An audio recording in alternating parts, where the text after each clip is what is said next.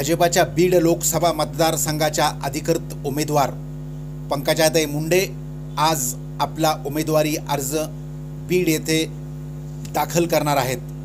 त्यासाठी केजच्या आमदार नमिताताई मुंदडा यांनी गेली 8 दिवसापासून मतदारसंघातील अनेक गावात तसेच अंबेजोगाई शहरात विविध वार्डात प्रचाराचा झंझावात करून एक पोषक वातावरण निर्मिती केली आहे।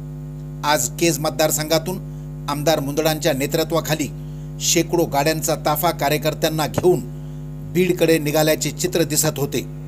बीडच्या रॅलीत केज मतदारसंघातील बहुतांशी कार्यकर्त्यांचा सहभाग नोंदवण्यासाठी आमदार मुंदडांनी प्रचंड मेहनत घेतली असे सर्वसामान्य जनतेतून चर्चा ऐकवास मिळत आहे।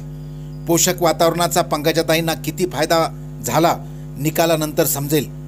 केज मतदारसंघात ओनली पंकजाताईचीच हवा असल्याची सध्या चर्चा सुरू झाली आहे।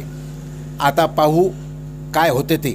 आपणास काय वाटते आपल्या प्रतिक्रिया कमेंट बॉक्समध्ये लिहून मराठवाडा दर्पण न्यूज चॅनलला सबस्क्राइब करायचे विसरू नका। पटेल, अंबेजोगाई।